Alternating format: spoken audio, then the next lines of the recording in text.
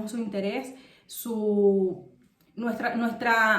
nuestra intención es que realmente la palabra genere una acción, indistintamente de que nos podamos separar todos los versículos de la Biblia. Creo que esa nunca ha sido la intención del discipulado, memorizar temas o hacer exposiciones, diapositivas, sino que la intención siempre ha sido que haya un fruto, ¿no? Y un fruto digno de arrepentimiento, personas transformadas, y creo que eso se estaba alcanzando y se alcanzó en Venezuela porque podíamos ver vidas transformadas a través de la palabra, con los discipulados, y sé que aquí no va a ser la excepción. Entonces, en realidad, bueno, estamos expectantes a lo que Dios va a hacer. Sabemos y creemos y confiamos en las promesas del Señor, pero a veces tenemos dudas con nosotros mismos. Señor, ¿realmente me levantaste para estar aquí simplemente para trabajar, llevar una vida normal? ¿O qué objetivo, qué propósito tengo yo como tu nación, como tu escogido, como tu voz, como tus manos? Comentaba la pastora hace unos meses atrás, somos la piel de Dios aquí en la tierra. O sea, ¿qué función tan vital necesito hacer entender a mi mente y a mi corazón de que yo estoy aquí con un propósito, de que no es casualidad que no hayamos venido a esta nación, de que no fue casualidad que justamente bajo este periodo de tiempo es que en nuestra boca hay una palabra para restaurar a esta nación, para traer consuelo a esta nación bajo estas circunstancias que está viviendo. En este tiempo, esta semana que he estado meditando la palabra del Señor, el Señor me hacía sentir eso, que a veces hay muchos momentos de nuestra vida en que Él nos da una misión, nos da la gran misión, la gran comisión de predicar el evangelio, y a veces nos quedamos paralizados realmente por nuestras propias inseguridades. Nuestro problema no es con el Señor, no es que no creamos a sus palabras, no es que no tenemos la confianza y la fe en lo que dice su palabra. O sea, nuestra confianza en el Señor es inconmovible, o sea, nuestra confianza en el Señor está basada en su palabra, pero necesitamos desarrollar, y es en lo que yo quisiera basarme en esta mañana, es desarrollar esa confianza que tenemos, valga la redundancia, que desarrollar en nosotros mismos. Es la seguridad de que si el Señor te dio una palabra, créetela, que tú eres capaz, con tus dificultades, tus virtudes y tus errores, eres capaz de desarrollar lo que el Señor te ha dicho. Entonces, ¿qué ocurre? Que esas inseguridades están basadas en nuestra mente. Pablo comparaba su mente como una muralla, y él decía: yo debo derribar toda fortaleza que se levanta en mi mente para poder cumplir el propósito de Dios. Me gustaría que buscáramos allí en tal cual como lo tenemos, Tesalonicenses 2, versículo 4, perdón. Dice: sino que según fuimos aprobados por Dios para que se nos confiase el evangelio, así hablamos, no como para agradar a los hombres, sino a Dios, que prueba nuestros corazones. Aquí Pablo está haciendo defensa de su ministerio y está diciendo: mira, todo lo que yo les enseñé no provino de mí, sino que el Señor confió, y es la palabra que quiero que por favor la remarquemos en nuestra mente, que el Señor confió en ti para entregarte el evangelio y la gran comisión. Cuando buscamos en griego esa palabra de nos aprobó, volvemos a leer: según fuimos aprobados por Dios para que se nos confiase el evangelio. Esa palabra aprobado en griego significa dokimos. Lo deletreo: D-O-K de kilo, kimos, I-M-O-S, dokimos. Y este término esta palabra estaba asociada al ámbito financiero. ¿Y a qué correspondía? Correspondía a que en ese momento, cuando comenzó a surgir la economía, el intercambio, comenzaron a salir monedas. Y las monedas se les daba el valor de acuerdo a su peso. Habían personas ya malas que comenzaban a raspar las monedas para quitarle el peso y que valieran menos. Y por lo tanto, con ese extra que se sacaba, hacían otras monedas y no les costaba nada. Entonces, ese término se le daba a aquellas personas que no hacían intercambios con ese tipo de monedas falsas. Quiere decir que era un término que estaba asociado a personas íntegras que podían distinguir entre lo verdadero y lo falso. Y también estaba asociado para las monedas que eran auténticas. Entonces, ¿cómo Pablo puede utilizar y puede presentar su defensa diciendo: mira, el Señor me probó y vio que yo realmente puedo, a través de su Espíritu Santo, porque no depende de nosotros, distinguir entre lo bueno y lo malo? Y yo decía: ¿cómo Pablo puede hablar con tanta seguridad y con tanta convicción de que él fue escogido y aprobado por Dios y que el Señor confía en él para entregarle algo, si hace unos capítulos atrás él era un perseguidor de la iglesia. Si hace unos capítulos atrás él entraba a las casas y arrastraba a los creyentes y los llevaba ante el concilio. Y yo decía, ¿cómo una persona pudo pasar desde ese estado de pensamiento? ¿Cómo esa persona, eso lo hace el poder de la gracia y de la salvación, ¿no? El encuentro con el Señor. Pero cómo pudo transformar totalmente su mente a tal punto de decir, sabes que yo tengo la autoridad, yo tengo la convicción de que yo puedo cumplir esta tarea. Sí, vamos bien, ¿verdad? Levante la mano si tienen alguna duda. Ok, ¿dudas? Vale. Y este principio me gustaría que lo apuntaran, y es que la confianza de Dios no se basa en quién eres, sino en quién estás dispuesto a ser.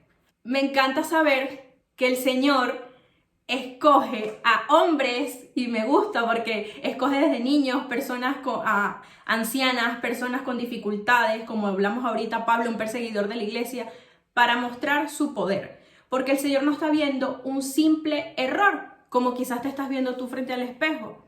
El Señor no está viendo un simple humano con dificultades, no, el Señor está viendo algo más en ti. El Señor te está viendo como ese predicador, el Señor te está viendo como ese evangelista, el Señor te está viendo como ese misionero, te está viendo como su hijo principalmente, y Él nos ve con ojos diferentes. Vanessa comentaba en la clase pasada que decía que Dios nos ve como un monte, como quizás nosotros no nos podemos ver a nosotros mismos. Cuando te paras enfrente al espejo, ¿qué te está diciendo el espejo a ti? ¿Qué reflejo estás recibiendo de ti?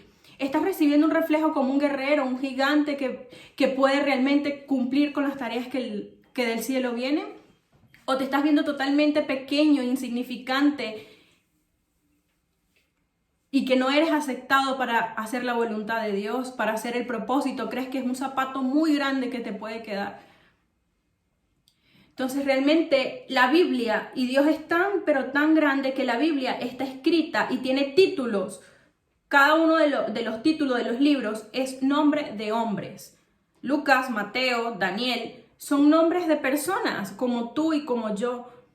Entonces entiendo que el Evangelio se concentra en Jesucristo, pero Él trabaja a través de personas, débiles o fuertes, vulnerables o estables. Él trabaja contigo y con tu corazón. Y es que me gusta, otro de los principios es que Dios confía más en ti que lo que tú puedes confiar en ti.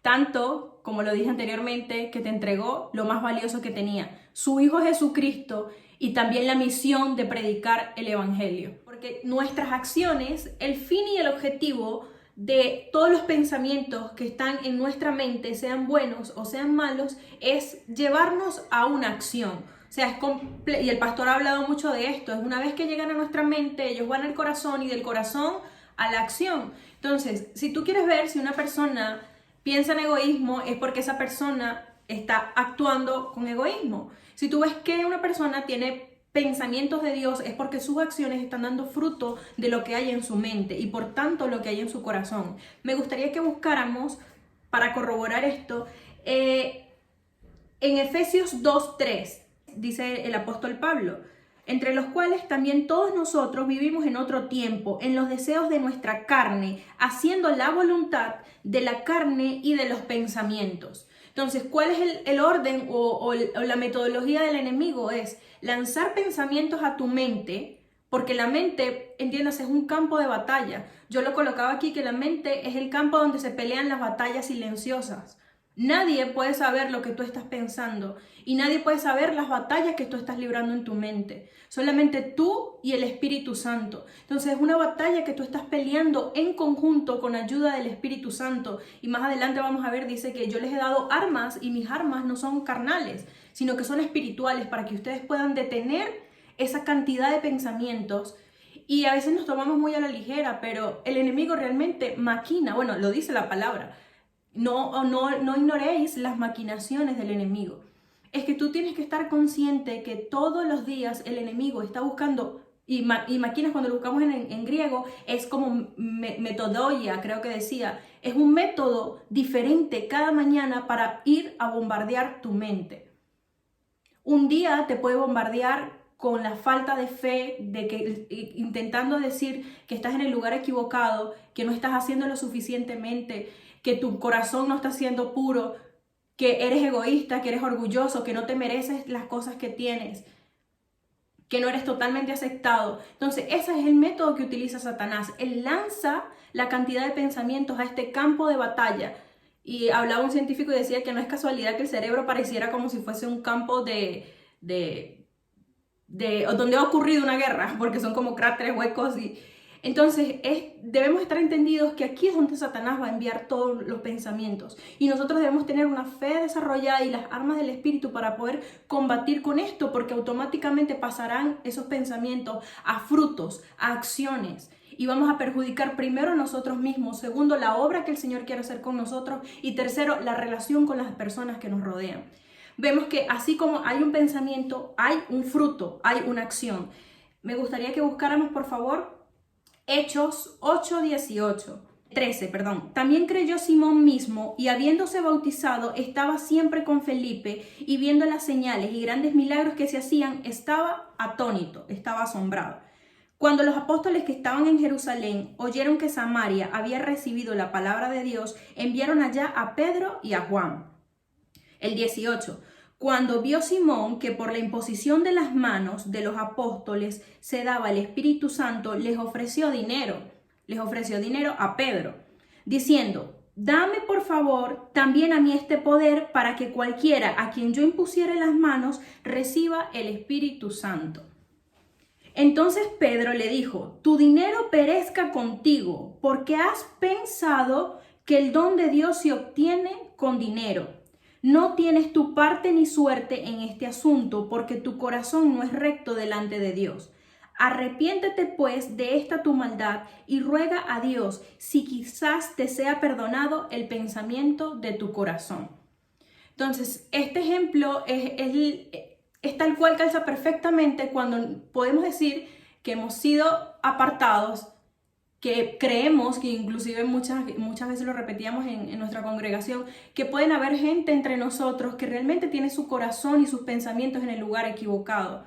Pensando, no sé, Simón era mago, Simón entendía que a través de un milagro siempre venía una ganancia y él pensaba dentro de su mente, estaba batallando quizás con la avaricia.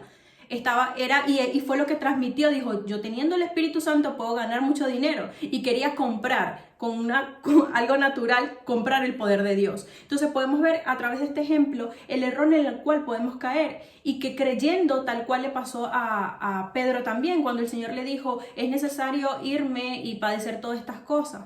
Pedro le dice en Mateo 16, creo que está, dice: Señor, y lo apartó y lo llamó aparte y lo reprendió, lo regañó, que ninguna de estas cosas te pase.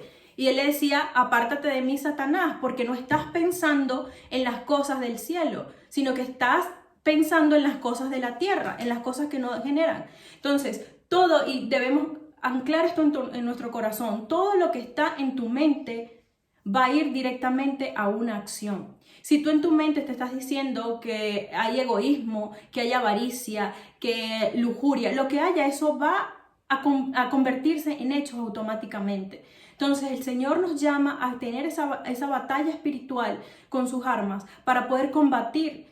Tenemos dos opciones, porque el pensamiento puede llegar, pero tenemos dos opciones: o dejar que ese pensamiento haga su voluntad en nosotros y vivir conforme a su voluntad, de los pensamientos de la carne, o la otra opción es llevarlos al lugar donde pertenecen, que es a la obediencia de Cristo. Los pensamientos tienen un destino, ellos pueden llegar a tu mente, pueden batallar, pueden venir con tal fuerza, pero de ti depende al lugar a donde lo quieras enviar. Y el Señor nos ha dado esa autoridad, dice, me gustaría que lo buscáramos, por favor, en 2 Corintios 10:5. Pablo, defendiendo su ministerio, dice, desde el 4 leamos: porque las armas de nuestra milicia, aquí milicia es pelea, nuestra pelea no son carnales, sino poderosas en Dios para destrucción de fortalezas. Y aquí cuando habla de fortaleza está hablando de mente. derribando argumentos y toda altivez que se levanta contra el conocimiento de Dios y llevando cautivo. Pablo dice, yo puedo llevar cautivo todo pensamiento a la obediencia de Cristo. Entonces, una vez que derribemos las fortalezas, podemos, así tal cual como la guerra de Troya, la guerra de historia que podemos ver, o sea, cómo nosotros podemos derribar esas fortalezas, tomar cautivo, o sea, tomar preso esos pensamientos y llevarlo al lugar donde pertenecen, que es a la obediencia de Cristo. Pero esto no lo vamos a hacer solo porque no depende de nosotros y eso es lo hermoso del Evangelio. Y dice la palabra de Dios en Hebreos 4:12, porque la palabra de Dios es viva y eficaz y más cortante que espada de dos filos y penetra hasta partir el alma y el espíritu, las coyunturas y los tuétanos y discierne los pensamientos y las intenciones del corazón. Entonces, esta que es tu guerra, no la vas a pelear solo, sino que la vas a pelear a través del Espíritu Santo, a través de su palabra. La palabra tiene el poder total para entrar en nuestra mente, cautivar los pensamientos, o sea, ponerlos en una cárcel y llevarlos directamente hacia Cristo, hacia la verdad. Entonces, cuando vengan todos esos pensamientos que quieren enfrentar como gigante tu vida, enfréntalos con la palabra. Es tu única salida, es tu única opción y la más perfecta y sagrada de todas. Enfrentar cada vez que te vengan pensamientos contrarios a la voluntad de Dios, refrénalos con la palabra. Y el Señor me decía, o sea, nos enfocamos a veces en nuestras debilidades tanto que olvidamos realmente en dónde tenemos que poner nuestra mirada. Entonces, no te enfoques en tus malos pensamientos o en la situación difícil. Si estás atravesando alguna depresión, si te sientes no aceptada, no amada, no te enfoques en eso, no amplíes tu información acerca del problema. Enfoca tus pensamientos en la verdad. Dice la palabra, vence el mal con el bien. ¿Y el bien quién es? Jesús, su palabra, su verdad. Cuando vemos los entrenamientos de las personas que trabajan en los bancos, ellos no le enseñan a diferenciar los billetes con billetes falsos, sino que todo el día están manejando billetes verdaderos. Y eso en Venezuela lo escuché y cautivó mi corazón, porque yo decía, es verdad, si nos llenamos de la palabra de Dios, de sus pensamientos, automáticamente cuando venga algo contrario lo vamos a poder discernir. Porque ya sabemos, ya tú sabes tal cual cómo es la textura del billete, ya tú sabes el color que tiene, el tamaño que tiene, y cuando entra el billete falso es que no te lo vas a identificar automáticamente. Entonces, realmente debemos llenarnos de su palabra, que es el único filtro que nos va a ayudar a discernir y a separar. Así como esos doquimos que podían separar, mira, esto es falso, esto es verdadero. Así podamos, entra todo lo que quieras en la mente.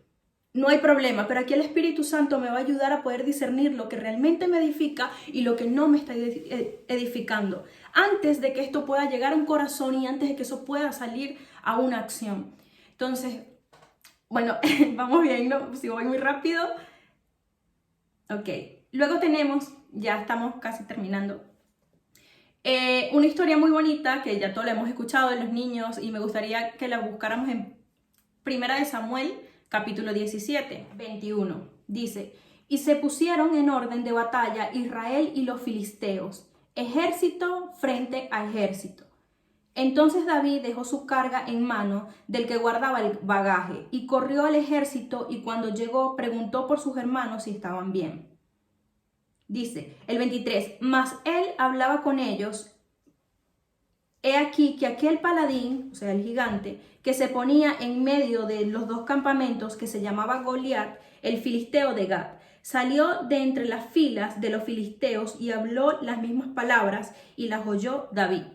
Aquí a manera de contexto estaban peleando los filisteos contra el pueblo de Israel. Y dice que estaba ejército contra ejército y había el gigante, ellos tenían como su gran... El escuadrón de los filisteos, aparte de tener preparación, tenían un gran comodín, que era un gigante. Y dice que estaba el pueblo de Israel enfrente y nadie se atrevía a enfrentar al gigante. Decía que Goliat durante 40 días estuvo amedrentando y asustando al pueblo de Dios. Y justamente David aparece en escena. Vuelvo y repito, que el Señor nos ha ubicado en tiempo y en espacio en esta nación. Dice que David llegó y escuchó, dice, y oyó David las palabras de aquel gigante. Y automáticamente el Señor me hacía entender que desde ese momento fue que David comenzó a pelear. Desde el momento que escuchó. La batalla, después David vemos que con la onda lo mata, pero David antes de ir a matar al gigante ya lo había matado en su mente. Antes de ir a derribar, ya él dijo, el temor no me va a paralizar, porque dice que todo el escuadrón estaba en fila. Y más adelante, en el 25, el 24, y todos los varones de Israel que veían a aquel hombre huían de su presencia y tenían gran temor. Eran personas que estaban acostumbradas a la batalla, que tenían la experiencia necesaria, la formación necesaria, pero estaban paralizados por el temor. Yo no sé qué gigante hay en tu mente que se para todos los días, quizás tiene más de 40 días hablándote. Y quizás te sientes con toda la armadura y con todo del espíritu y sientes que eres poderoso, pero te sientes totalmente enjaulado por tu temor y en tu mente. Y el Señor me hacía sentir es que David tuvo que pelear una batalla principal para poder, porque dice la palabra más adelante que él corrió con gran fuerza y con toda la valentía necesaria contra el gigante. Y alguien que corre con tanto ímpetu y con tanta determinación es alguien que no es esclavo en su mente. Es alguien que ha puesto su confianza en Jehová y que ha decidido eliminar ese temor y sustituirlo por confianza en el Señor. Y vemos más adelante, ya usted podrá estudiarla con detenimiento, la historia de David. Dice que David peleó 3 batallas antes de enfrentarse al gigante. Él peleó primero la batalla en su mente, consigo mismo. Estaré capacitado, lo podré hacer. ¿Será que realmente el Señor me dará la victoria? ¿Será que soy capaz para hacer esta tarea? La segunda batalla que peleó fue contra los comentarios que estaban diciendo de él su propio hermano. Porque dice que Eliab se enfrentó y le dijo, ¿qué tú haces aquí? ¿Para qué viniste a esta guerra? Anda a cuidar las ovejas. Él salió también victorioso porque dice que se apartó de su hermano, lo dejó a un lado. Y la tercera fue cuando se enfrentó directamente con el gigante. Entonces, y yo anotaba esto y me gustaría que lo analizáramos y decía, para hacer grandes cosas a la vista de los hombres y que estos testifiquen de Jesucristo, es necesario vencer las batallas de nuestra mente. A veces queremos ir al campo de batalla, ir y predicar y evangelizar y hacer y decir, y realmente no hemos tenido la capacidad de poder librar las batallas y las acechanzas en nuestra mente. Para poder ver grandes cosas en lo público, es necesario que podamos vencer primero en nuestro campo de batalla. Entonces, le damos gracias al Señor porque así como Él confía en nosotros para entregarnos el Evangelio, yo sé que de la misma manera, porque Él nos ve a través de Jesús, no es porque sea por nuestra fuerza o por nuestra voluntad. Entonces,